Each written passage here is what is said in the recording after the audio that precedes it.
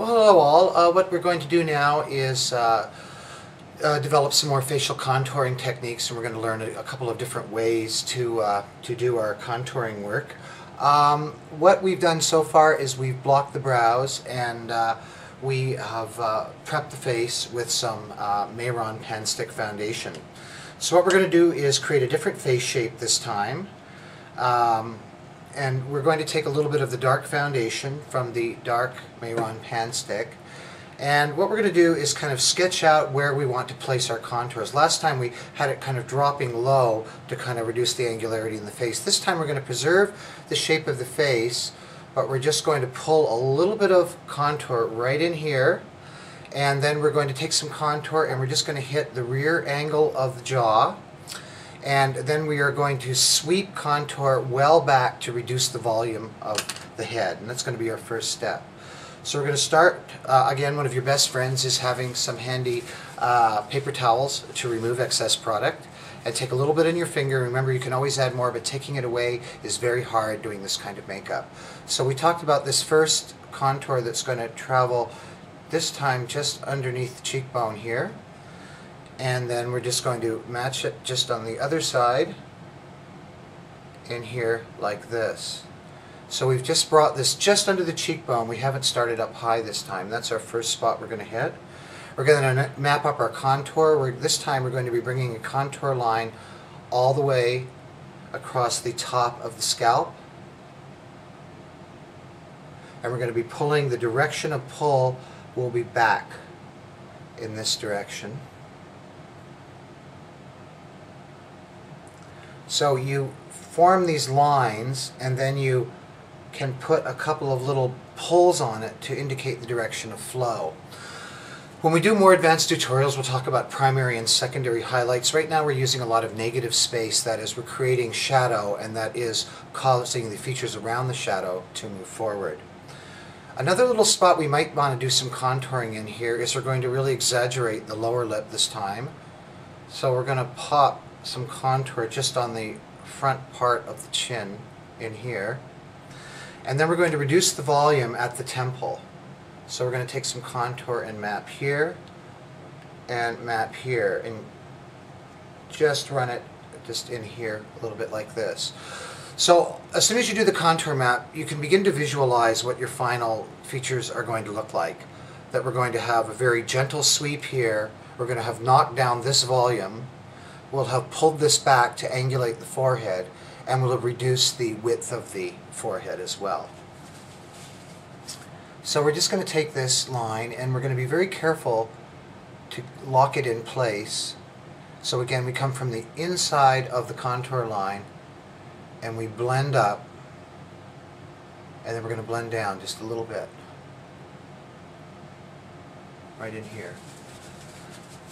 Remove any excess product. Again, bring this up here and very softly blend, just to produce a very graceful contouring of the lip. This is still going to be prominent. See how much brighter that looks now that it's next to the darker contour. And we're just going to sweep that down and blend it in to the base foundation. When you're on stage, you can go a lot stronger, but we're trying to go for a little more subtlety in this look, a little more of a natural look. And so we're just going to pull this contour directly back into the temple, and you can see that this has started to produce a shift in the angle of the face. Now we're just going to take this upper line, we're doing one half of the face at a time. We're just going to pull this up and back, up and back, and just soften again the angle. So if you start to look at my face from this angle, I really don't have the lighting dialed in for these kind of presentations yet, so do bear with me, but from this angle you'll see that there's a distinct feminization of the features, a softening of the features. This bone is really almost bright because we've created a little bit of negative space there by bringing this contour just under. And then we blend it up here to reduce the volume, so we produced a more fluid line which kind of expresses itself this way. It's good to think in terms of lines, of fluid lines, imaginary fluid lines. We talked about bringing the angle of the jaw back, so let's take care of that now.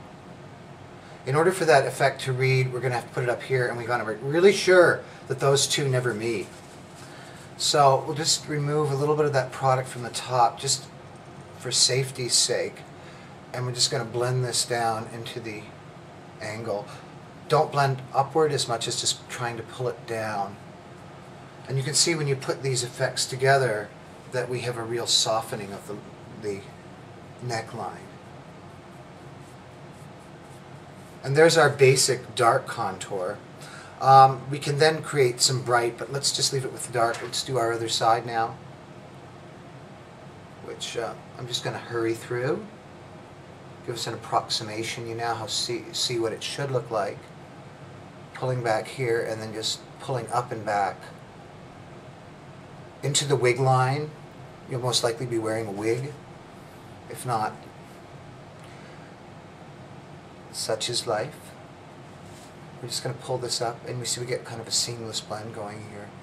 So I've reduced the volume of the forehead and I've produced a more graceful line on the face just by taking this little bit of shadow, and I brought the cheekbone forward with that shadow. Next we're going to take this little bit that we did down here and we're going to blend it in.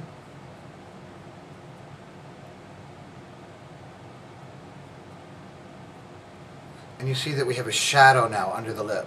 So the lip has picked up some volume.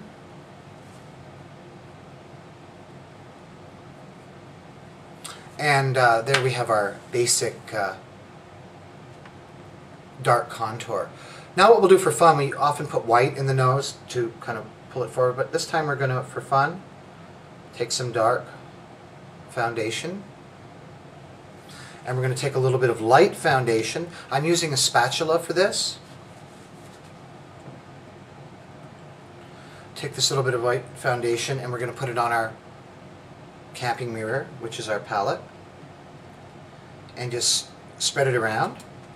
I think I'm just doing so fabulous for not having reading glasses on. I'm astounded. Don't worry if bits of hair show as you're working, because you can just always come back up with more foundation and cover them. I kind of did these in a hurry. I can cover that with foundation, and that's where my crease goes anyhow. So we now have our dark line. I'm just going to add a little bit more of this dark. I'm going to bring it right from the top, see what happens to the shape of my nose when I do this. And then I'm going to take the lighter color and I'm just going to place it along the bottom of the nose, just right in here. And then I think what might be nice to do is just pull this down a little bit and then blend the white up. We want to be careful that the white doesn't come up onto the nose.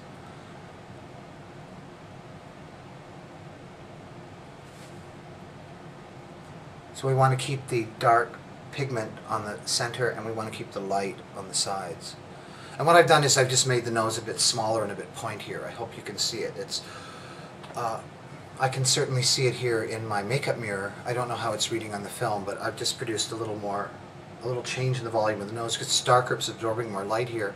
And because I pulled this white on the base, and I'm just going to blend that up and in, I produce more volume on the sides of the nose.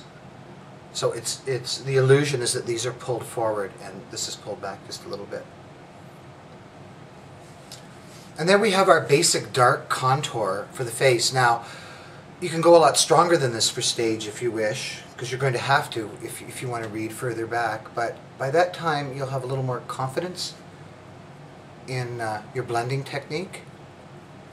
And so you can go a lot stronger. And you'll look like a clown backstage. I'm trying to not look too clown-like, for closer for a smaller venue. But I just want to get these blends in here finished. But for projecting this character further, this would be stronger and more clown-like. And then we can just take a little bit of setting powder. I've been using the silicone powders in the last couple of shoots. This is a Ben Stein face powder, which is made of talc. Ben Stein reads really nicely for theater with no shine. And we're just going to powder our work and set it. It's supposed to be very subtle, this kind of effect, so hopefully not too subtle. And there we've produced an overall kind of change, produced kind of a gracefulness in the face. I keep kind of removing product here, so I just add a little bit more. Anytime I want to add, I just put a little more product on there. Okay. So again, looking at it from a little bit further away, you can see that we've created a very subtle change in the facial bone structure. And then if we want to exaggerate it, we can add a little more of our product and make this effect just a little more dramatic, building up. And you can even make it more dramatic. Put a whole bunch of stuff on and see what happens. Great. And when we start adding a lot more of the product, you can see that you get a much more dramatic change in the facial profile.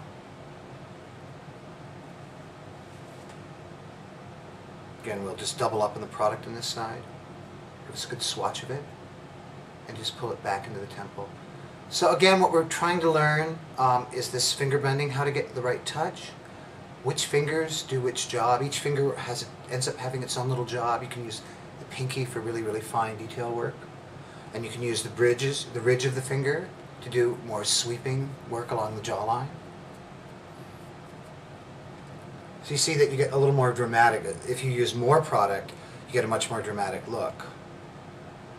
You can just come in here again, and using a ring finger this time, come from inside the contour line, try to pull it up and try to blend it. Keep these separate.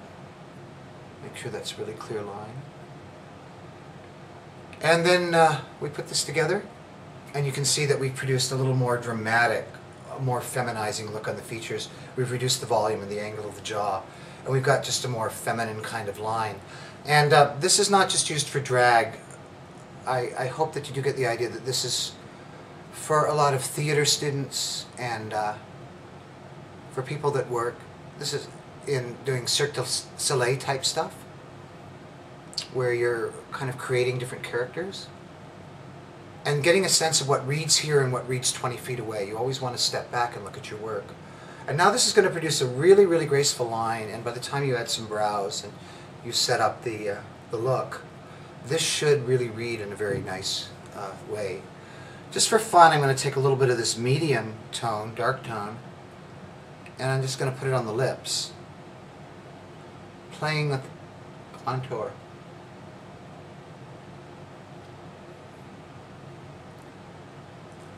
So now the lips are a little more established in the field, and we've highlighted this lower ridge to really give some volume to that lower lip, because these are darker, and then we have some light.